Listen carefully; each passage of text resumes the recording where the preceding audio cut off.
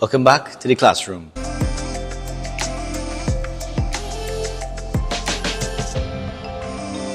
And class is in session. Hey guys, welcome back to the classroom.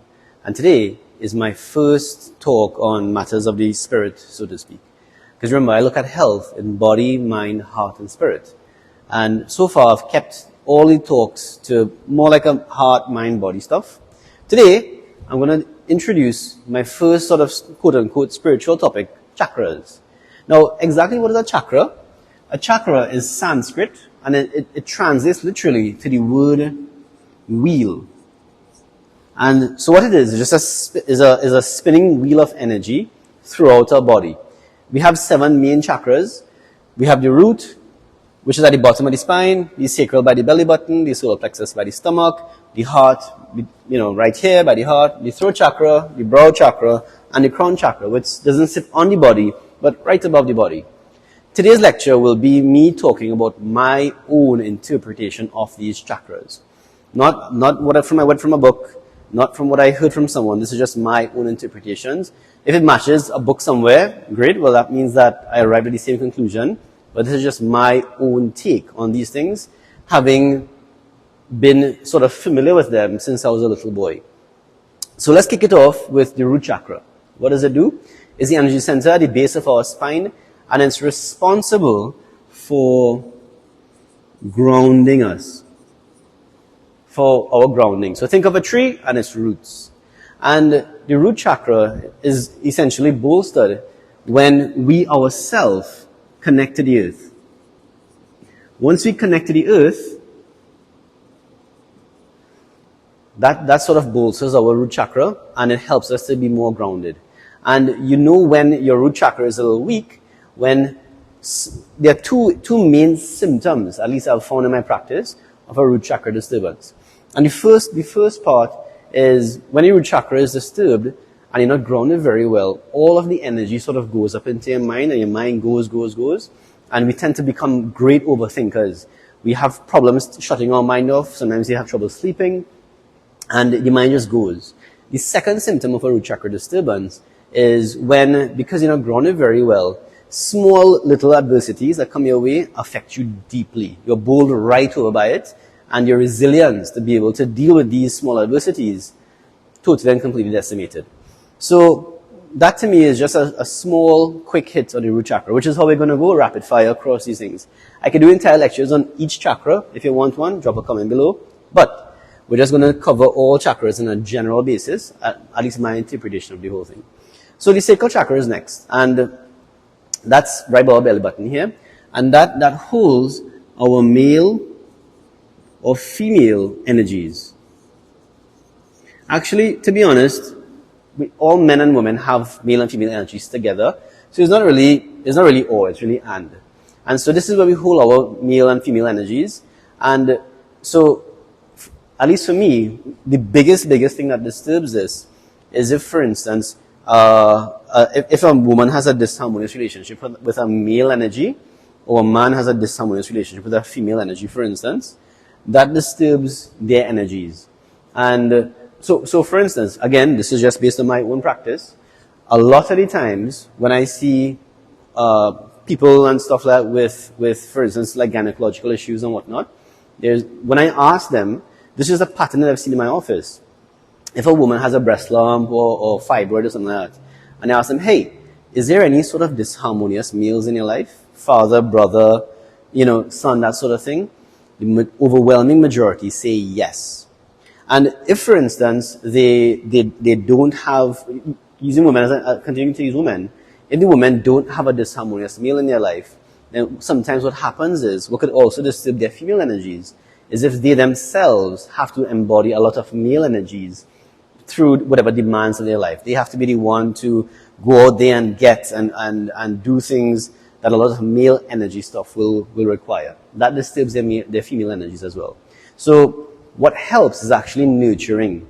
So I always advise, like the females, to find something to nurture that is innocent and helpless.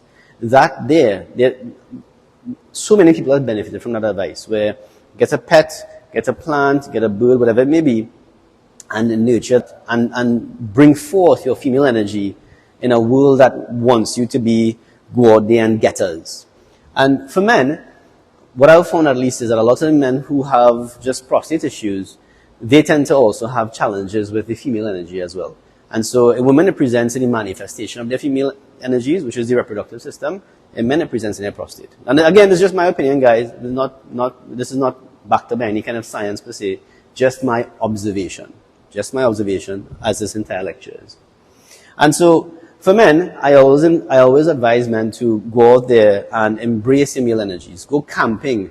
Go and hang out with the boys. And again, these are men who don't do these things. Because balance is key. Balance is key. So for women, for instance, who are pulled more on the masculine energy side, balance that. And for men who are more docile and whatnot, pulled on the feminine side, balance that. And just I'm not trying to offend anyone here. I'm just talking about energy. I'm not talking about sexuality or gender identity. I'm not talking about anything like that, guys. I'm just talking from an energetic point of view. So let's be very clear on that, right? So that's the sacral chakra. The solar plexus deals with confidence and self-esteem. So this here, this is a fairly simple concept to understand. We all know when our self-confidence might be low, our self-esteem is low. And what I always tell people to do is think of your own victories. All the time we turn to these self-help books, we even turn to lectures like these for advice and guidance on what to do when we're stuck. And that's all well and good. But I've always found, and I even say it about my own lectures, I've always found that the best guides are our own experience. If we succeeded in a previous experience, then great, we got it, we knew what to do, so we can replicate that. And if we didn't succeed, if we failed, then that as well is equally informative, because we know what not to do. And so think back guys, to a time when you didn't think that you would succeed, but you did, and recall that. Keep that win or couple of wins right at the tip of your fingers, so that when the self-confidence dips, we are able to recall that win that we didn't think that would happen and build our own self-confidence from our own self-wins. So that's what I think about solar plexus. The heart is where we store our emotions. And this gets disturbed when we have a bit of toxic negative emotions within us. Anger, resentment, fear, bitterness, jealousy, whatever it may be. And since, for a while now, this actually shows up quite a lot. And I always advise people, purify your heart, let go, forgive. And for me at least, the operating term on how to help this and how to heal this is very, very simply forgive. Forgiving is super, super, super important, guys. And we don't forgive for the sake of the other person. We forgive so that we can save ourselves from these caustic emotions that we hold in our emotional heart. I advise everybody, and I try my best to practice this on a daily basis, forgive. Some people say, I forgive, but I don't forget. I challenge them on that. I say to them, in my mind, forgiving is forgetting. But obviously we're not forgetting the details of the encounter or the infraction.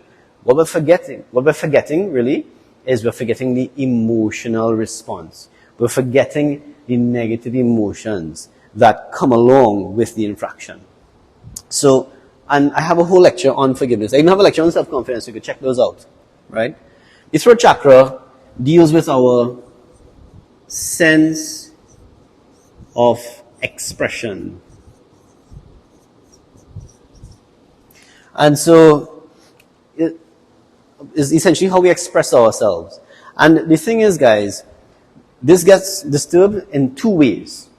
One is either we talk and no one listens, or we hold back what we want to say to keep the peace. And with this, I always advise patients to, you know what? Say what you have to say and let it go. Walk away from it. we should not attach our feelings of well-being on whether our words are heeded. Because at the end of the day, we're saying those words to another human being who has their own path to walk, their own lessons to learn. And here's the thing about advice, guys. Advice doesn't have to be followed. It's something that is just offered, and it doesn't have to be accepted. And so, for me at least, look at your words like arrows. Take aim, take your time, take good aim, fire, release, and walk away. And that way, at least we can say to ourselves, we have done our due diligence. We have looked at the possibilities, we have shared our experience, we have done the best for our loved ones, and it's up to them to determine now what they do with it. And it doesn't matter if they are hurt or not, at least you have done your part. The brow chakra is the lens that we view the world through. It is our third eye, as they call it. And it is the lens that we view the world through, and this gets disturbed when we have, at least for me, when we go through trauma. That to me disturbs the brow chakra a bit. Now, it doesn't have to be major trauma, it could be small trauma.